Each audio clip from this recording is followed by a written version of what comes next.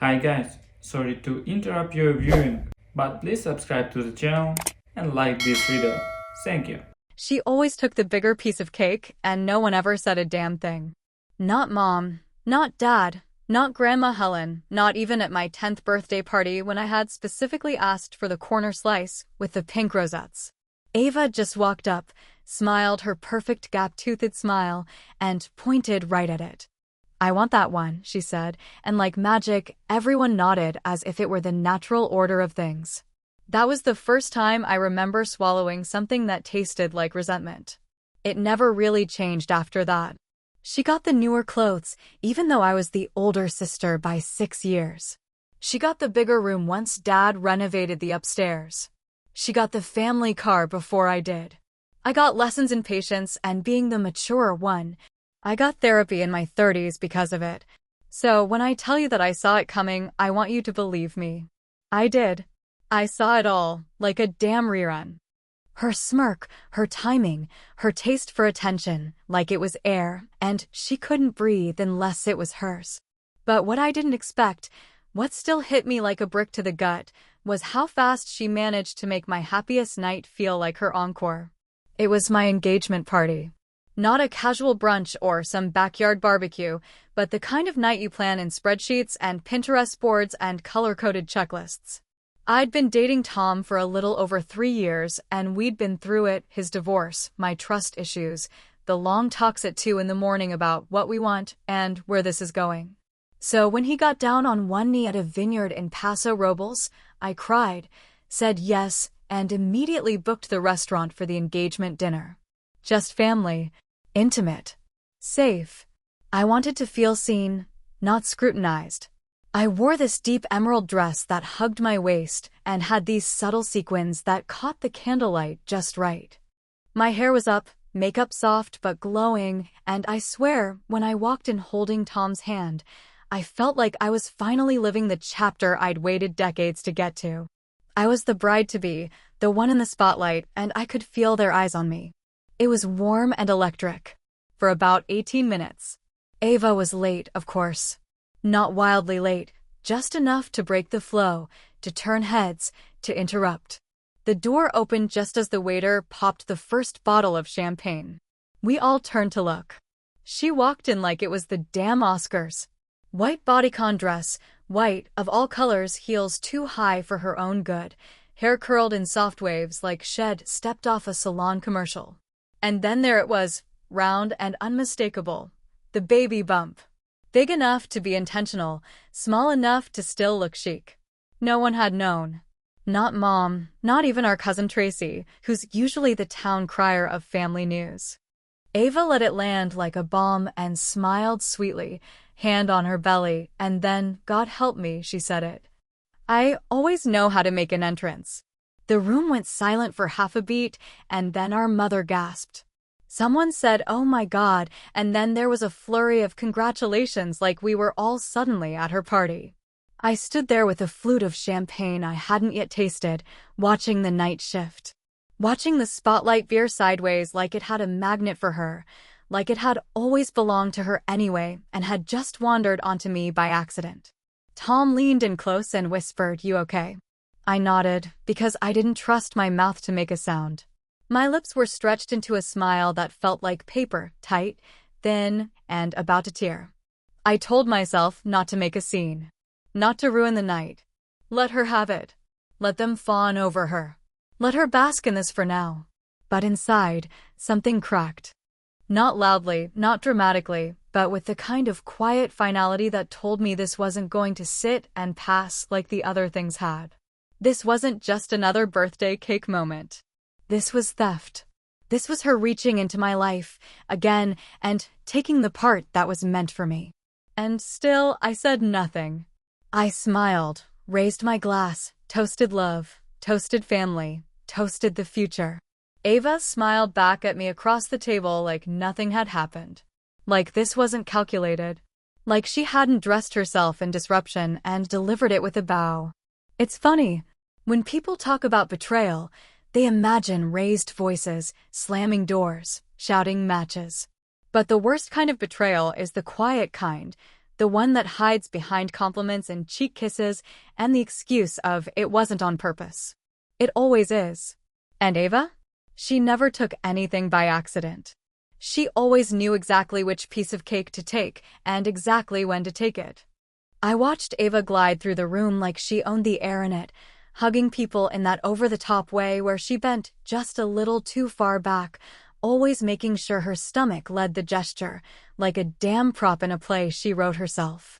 People were fussing, of course. Aunt Louise already had her hand on the bump before her coat was off, and Cousin Rachel, the other Rachel, was half crying about how beautiful motherhood was, even though she'd been telling me for years how kids ruined her life. It was a circus, and I was the clown in the corner with a diamond on her finger and no one paying attention to it. I tried to keep my mouth soft and my eyes even softer, the kind of practiced calm you wear like lipstick at family gatherings, but it was cracking in places I couldn't patch fast enough. Tom kept glancing at me, his hand occasionally brushing mine under the table, but I could feel the questions behind his eyes. He didn't know Ava like I did. He hadn't lived a life of constant second place under the same damn roof. He thought she was a little self-centered, sure, maybe dramatic, but he didn't see the machinery underneath, the engine of competition disguised as charm. He didn't know that every single compliment Ava ever gave me had a blade hidden in it. There were exactly 11 people at the dinner table, plus Tom and me, so that made 14. The food was barely warm by the time we sat down, thanks to the hour delay, and even though I had picked the menu myself, it felt like I was eating someone else's leftovers. Mom, sitting beside Ava, of course, leaned over at one point and touched my hand gently like she thought it was comforting. "Oh, honey," she said, "she didn't mean to overshadow you. It's just, you know Ava. She always finds a way to make things dramatic." Then she laughed like that was an adorable quirk and not a lifelong act of sabotage. I stared at her for a second too long, and I must have said something with my face because she blinked and looked back down at her plate.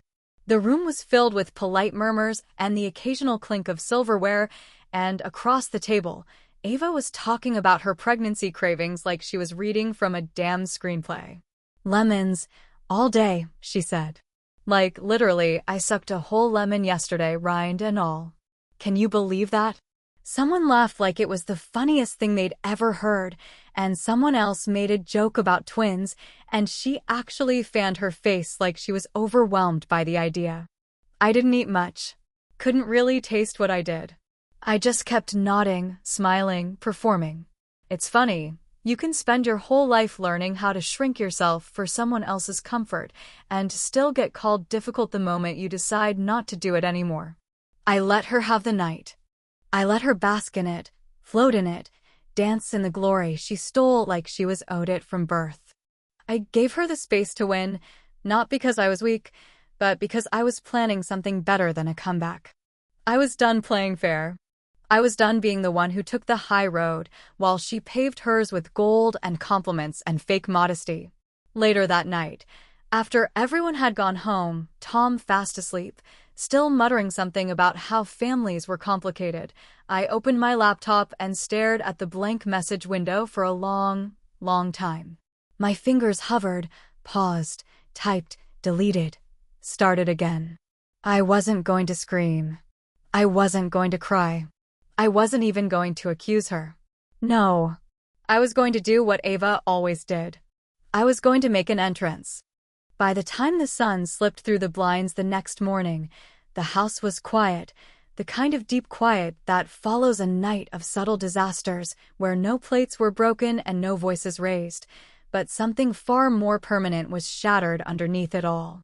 Tom was still asleep, sprawled on his side, hand curled near my pillow like he'd been reaching for me in his dreams, unaware of the cold chessboard I'd been playing alone all night. I hadn't slept more than an hour, maybe 2, but it didn't matter because my mind was moving fast, calculating with a clarity that almost scared me.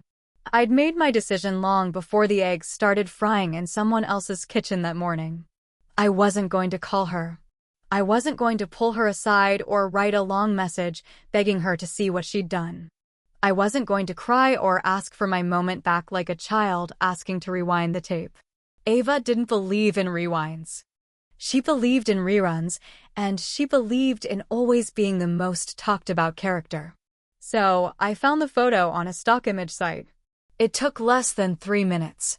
Just typed sonogram black and white, scrolled until I found one with the kind of resolution that looked real enough when viewed on a phone. I even picked one where the fetus's outline was kind of ambiguous, not too developed, just enough shape to pass without questions. Then I dragged it into Photoshop, added my name and the date, adjusted the contrast slightly, and stared at the result for a moment longer than I expected. It didn't feel like lying, not exactly. It felt like putting on a mask at a masquerade and asking everyone to dance with the version of me that had learned to stop asking for permission. The caption took me a little longer. I wanted it to be just vague enough to avoid hard questions, but sharp enough to make Ava's coffee go cold in her mouth. I typed and retyped, then finally settled on, surprise. We're expecting 2. Wanted to wait, but what the hell? Good things should be shared. I added a heart emoji, then deleted it. Too soft. Too sweet. I wanted it to sting, not sing. Then I selected every name in the group family text thread. That meant our parents, both aunts, 2 cousins, and, of course, Ava. I didn't hesitate. I hit send, placed the phone face down on the kitchen counter, and started making coffee like nothing had happened. The hiss of the kettle felt louder than usual, like even the appliances knew something was off. It didn't take long. My phone buzzed so fast and violently it started sliding off the counter. I didn't check it right away. I sipped my coffee, stared out the window, and waited for the knock on the door. But instead, it was Tom who came into the room first, holding his phone like it had insulted him personally. "Are you serious?" he asked, his voice not angry yet, just deeply confused. "You're pregnant." I turned slowly, letting the weight of his words hang in the space between us like a curtain we were about to pull back. "No," I said calmly, evenly, like I was reporting the weather. "I'm not." He blinked at me. "Then why the hell did you send this?" "Because Ava made my engagement party about her uterus," I said, setting my mug down with a little more force than necessary. And no one blinked. No one thought maybe that wasn't the time or place. Tom ran a hand through his hair, already tired of this conversation we hadn't even started. "So you just made up a pregnancy?" "I didn't make up anything," I said. "I sent a picture." "They made the assumptions." He stared at me like I'd just revealed I was someone entirely different than the woman he proposed to, which maybe I was. Or maybe I'd always been this woman and just finally stopped sanding down the edges. "I thought we were sharing big news now," I added, and the look on his face told me he didn't know whether to laugh or leave. Ava's call came in right then, and I ignored it. Then the second call. Then the texts, a barrage of capital letters, half-spelled rage, screenshots of the photo I had sent, accusations of emotional manipulation, and one sentence that made me pause for a moment. "How could you use something so sacred as a weapon?" I didn't respond. I didn't need to. Ava believed the world was her stage, and everyone else was her audience. But I just flipped the lights back on, pulled the curtain open on her act, and stepped into the center of the stage with a mic in my hand. Tom shook his head slowly, still stunned. "You lied to our whole family." I met his eyes and smiled, though it didn't reach my cheeks. "I didn't lie," I said, voice low and steady. "I taught a lesson." And for the first time in years, I felt seen even if it was by the ruins of something I used to care about. It didn't take more than 24 hours for the entire thing to spin out, unraveling thread by thread like a cheap sweater pulled too hard from the bottom. Ava didn't just call again, she stormed over, which meant one of my neighbors got a front row seat to a very pregnant woman in 6-inch wedges pounding her fists against my front door like she was collecting on a debt owed in blood. She didn't wait for me to open it, either. Tom beat me to it, stepping into the threshold like he could absorb the noise, but Ava's voice had that sharp, acidic quality that could slice right through drywall if she wanted it to. "You're sick," she said, pointing at me like I had spat in her food. "You are literally unhinged. Who fakes a baby just to make a point?"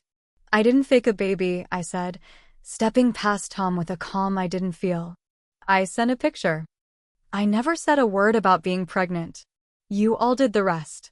Oh, please, she snapped, her nostrils flaring the way they always did when she knew she couldn't win clean. You sent a sonogram with a goddamn caption. You lied to our family, to Mom, to everyone. I gave you a taste of your own medicine, I said, and I felt the familiar burn creep up my chest, that cocktail of fury and finality I'd been sipping for over 30 years. You hijacked my engagement.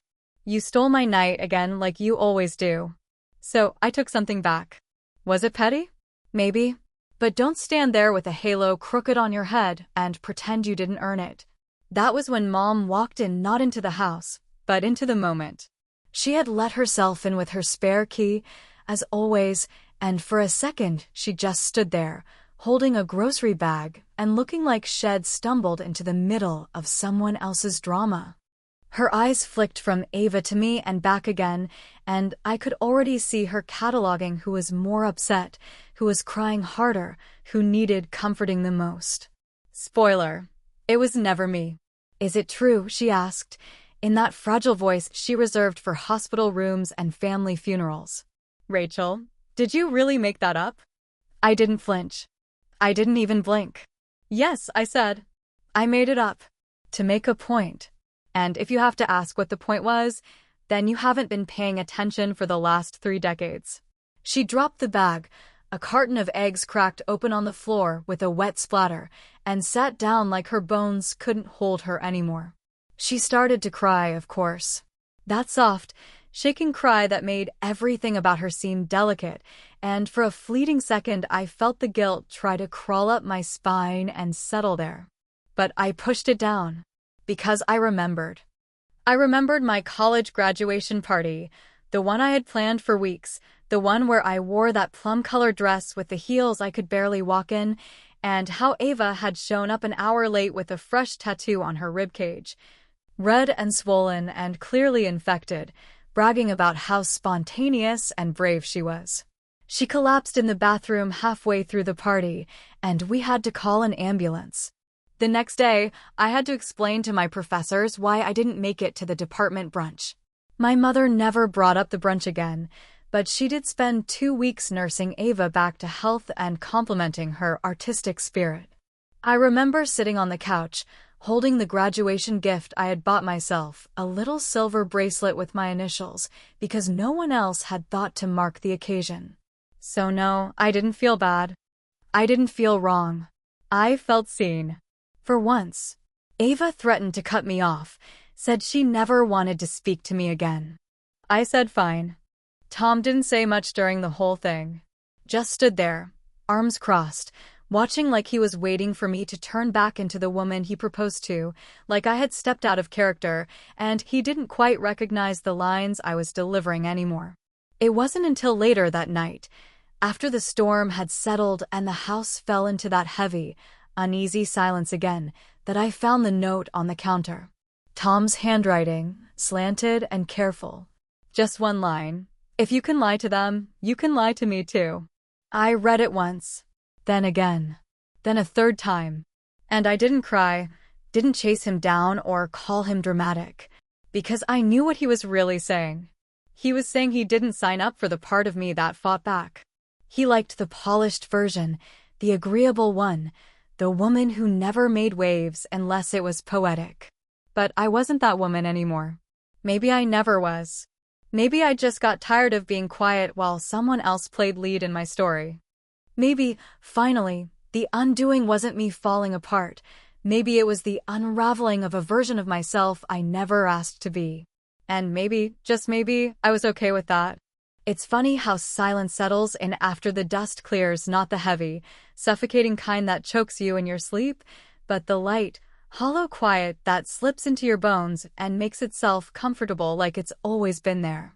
6 months had passed, almost to the day, since the sonogram text, since the front door showdown, since the note Tom left behind without a kiss or a real goodbye. He didn't slam the door when he left. He just took the keys off the hook, placed them on the entry table, and walked out like it was any other Tuesday, like leaving was just another chore to check off before lunch. Ava, true to her word, hadn't spoken to me since. I heard through Cousin Tracy that she had a baby boy, 7 pounds and something ounces, with the kind of name that sounded like a line of artisanal soap, pretentious, elegant, and completely forgettable. I didn't reach out. I didn't send flowers. I didn't even text a sarcastic congratulations, which felt like a victory in its own strange way. Mom tried once, called me late one evening after too many glasses of wine, voice trembling with that tired maternal ache she always reserved for moments when her daughters weren't bending to her idea of what women should be, soft, forgiving, and always folding first. I let it go to voicemail. But here's the thing they never tell you about burning bridges: sometimes the other side wasn't worth reaching anyway. The longer I sat in the solitude, the clearer the view became. I started walking every morning before work, breathing deeper, letting the sun hit my face like it belonged to me. I went back to therapy. I bought new bedsheets. I cleared out my closet of clothes I kept for someone else's approval, dresses Tom liked, shoes that pinched, colors Ava said washed me out. I started over without fireworks, without fanfare, without applause. And then, one quiet Sunday, I decided I would have a wedding after all. Not the kind with tuxedos and cake tiers and vows whispered across a floral arch. Not the kind with seating charts and anxious toasts and a groom smiling too tightly for the camera. No, this would be my wedding to myself, for myself. A full ceremony, invitations and all, because I'd spent a lifetime waiting for someone to hand me a moment. And I finally realized I could just take one. The invitations went out 2 months before the date. They were printed on thick, ivory cardstock with gold trim, and my name in bold at the top: no Rachel and no groom. No +1. Just Rachel Elaine Carter, marrying the one person who had never truly let her down. The venue was a small garden space behind a local art museum, not too big, not too public, just enough to hold the 20 or so people who still stood beside me after everything. Some declined. Most were confused. A few responded with genuine curiosity, unsure if it was a joke or some elaborate post-breakdown experiment. But I didn't care. It wasn't for them. The day came with the same nerves and flutters I imagine any bride feels, except this time there was no one waiting at the altar, no ring in someone else's hand, no whispered hopes that someone would choose me. I wore a simple white dress, long sleeves, low back, no veil. My hair was down. My smile was real. I walked myself down the aisle to a soft instrumental version of a song I used to play when I was 17 and believed love would fix everything. I didn't carry flowers, I carried a mirror. I stood before my guests, the ones who had stayed, the ones who mattered, and I made a vow. I promised never again to shrink for anyone's comfort. I promised to protect my peace like sacred ground. I promised to honor the version of myself that finally stood up and said, enough. I promised to never wait for applause to make something real. At the reception, I gave a toast, the same toast I had written months before, the one I never got to finish at my engagement dinner. I cleared my throat, tapped the glass gently, and looked out at the faces watching me, some teary, some smiling, all quiet. I thought my life began when someone chose me, I said slowly, letting each word settle into the air like something holy. Turns out, it begins when I finally chose myself. There was a beat of silence after, a beautiful, weightless beat, and then applause, not thunderous, not dramatic, just enough to echo gently between the garden walls. Enough to mark the moment. Later, when the light started to fade and the wine had run low, someone handed me a photo from earlier in the evening. It was of me laughing, head tilted back, hair falling over one shoulder, sun behind me like some cheap miracle. And beside me, in that frame, was Tom, from an old photo, edited in, smiling like he used to, when we were still pretending we were enough for each other. Someone had slipped it into a small frame, no caption, just image. I stared at it for a long time. Not because I missed him, not really, but because there's always something haunting about the version of yourself you used to be, smiling beside someone who didn't really see you. I took the frame, tucked it into my purse, and said nothing. I still wonder, sometimes, when the house is quiet and the tea's gone cold, if it was worth it, if the moment I fought so hard for was worth the wreckage it left behind. I wonder if teaching a lesson came at too high a cost, if choosing myself meant losing everyone who once claimed to love me. But then I remember what that applause felt like. Not because it validated me, but because it came after I stopped needing it. I wanted a moment. I got a war,